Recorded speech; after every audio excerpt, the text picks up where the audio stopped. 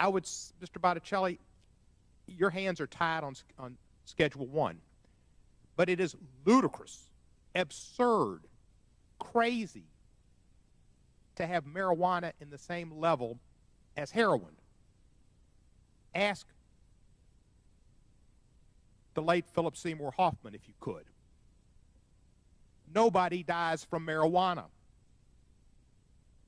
People die from heroin. And every second that we spend in this country trying to enforce marijuana laws is a second that we're not enforcing heroin laws.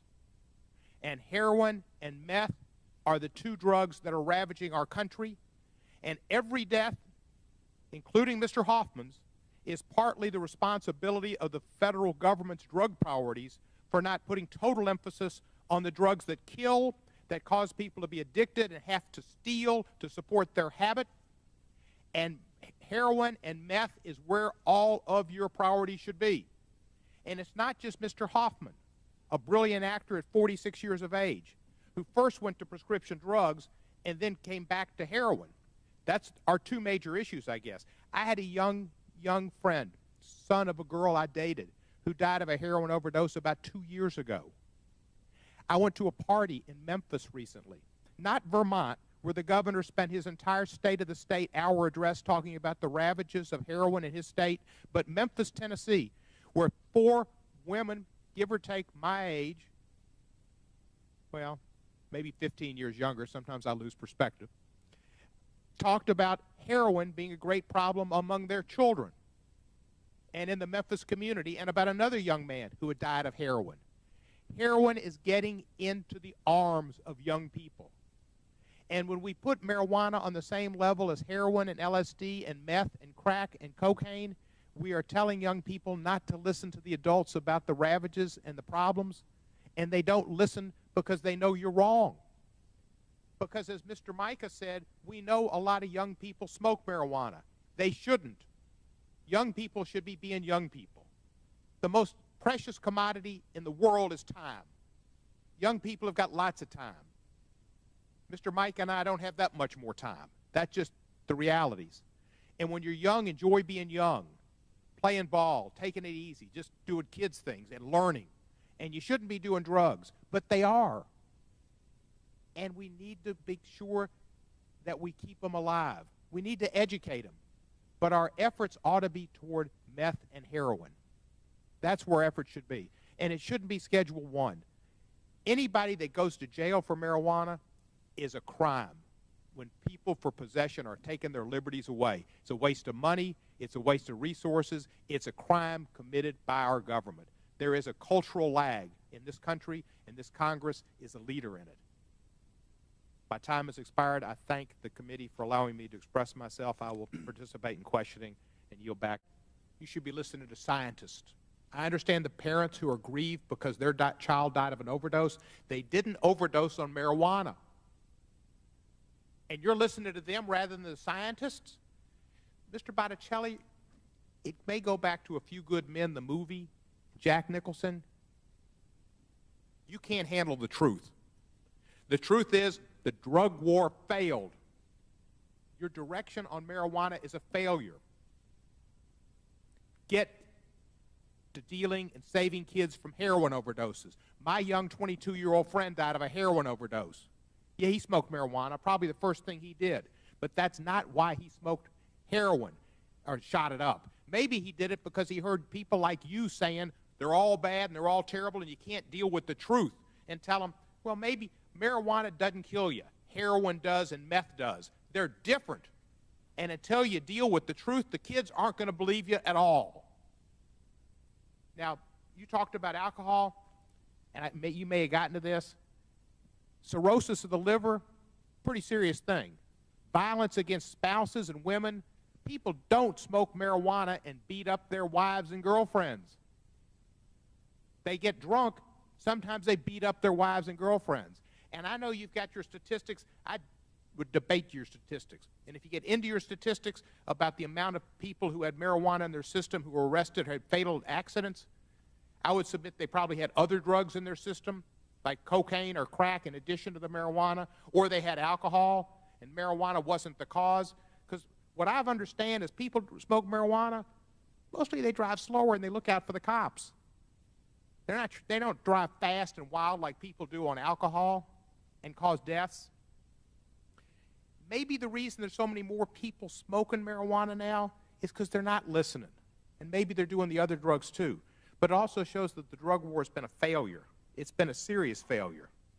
Harry Anslinger started. You know who Harry Anslinger is, don't you? I do not, unfortunately. You never? Well, you should, because he's your great-grandfather. He started this war in the 30s, and he was tuned out too. And he did it to get the American public had problems, which sometimes I think we still got them, with Hispanics and Mexicans coming into this country. And it was a war on Hispanics and African Americans. And that's when they made marijuana illegal, was in the 30s. And it was all directed at those people. And Latinos are just as much discriminated against as African Americans in disparate arrests. It still continues to this day. It's 85 years since Anslinger started this.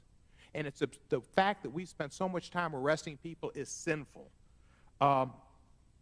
You talked about the overall effects of marijuana.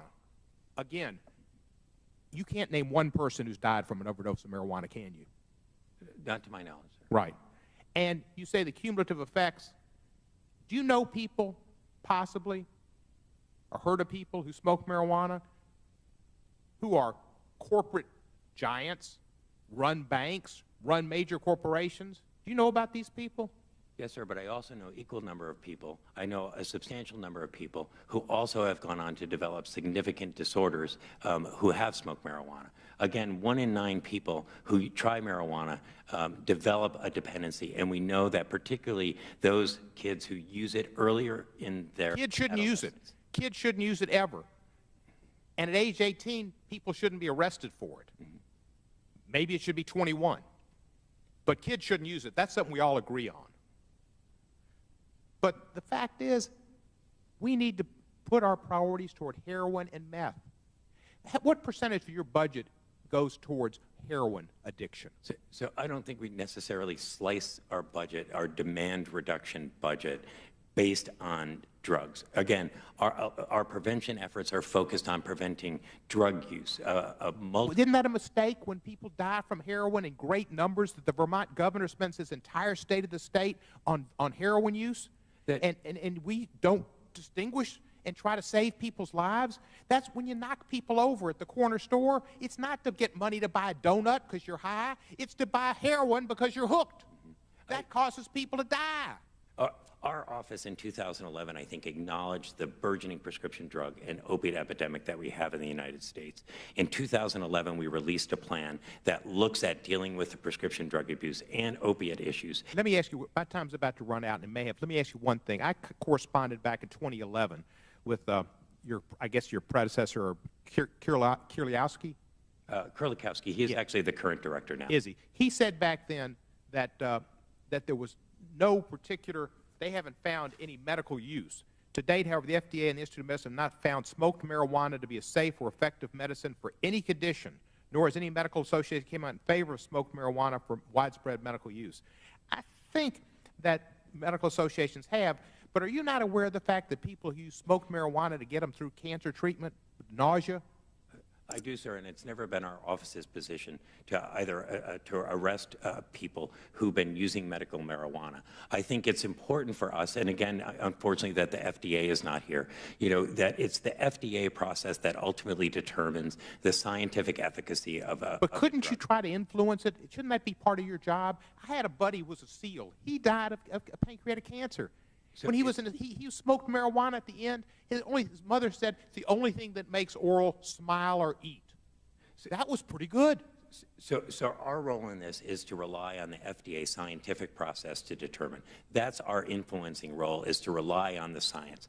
You know, I would also say, and I find it unfortunate, and I think I would ask the chairman to invite Dr. Nora Volkow, who's the director of the National Institute on Drug Abuse, because that's where our policy and our science is derived from. We are a science-based office and a policy-based office. And I think if you listen to Dr. Volkow, who is not involved in a political discussion around substance use and marijuana, she will lay out for you the scientific evidence that. Well, let me ask you this. You are prohibited by law from using any funds to study marijuana legalization for medicinal purposes or any other reason. You're the only office in the federal government that's restricted in that way, and you're required to oppose any scheduling of Schedule I substances, rescheduling like marijuana, that have been approved for medical purposes. Aren't you troubled by these constraints, and don't you think that your expertise should be allowed to be used and study science and contribute to a positive classification of drugs?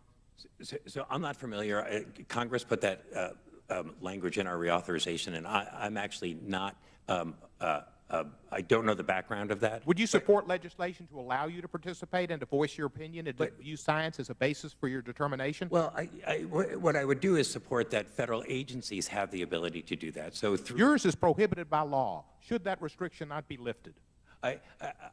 Again, I think we'd have to have subsequent conversation in terms of... You mean you think you should be muzzled?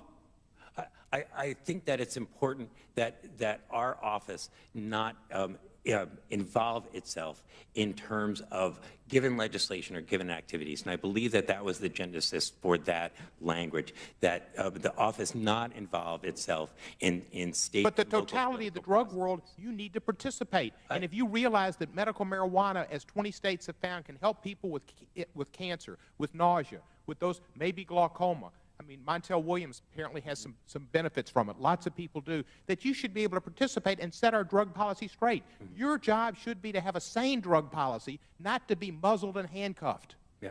From again, my standpoint, and I'm happy to engage in fuller conversation, is that that has not handcuffed other offices and other federal agencies who are tasked with that work from investigating. In 1971, Congress created a commission that was headed by Governor Schaefer of Pennsylvania to study federal marijuana policy. That commission came out in favor of decriminalization, but it wasn't put in place. That was 1971. Would you support a new commission to study federal marijuana policy? So I haven't seen that legislation. I'd be happy to have further conversation. Would you? It's a concept.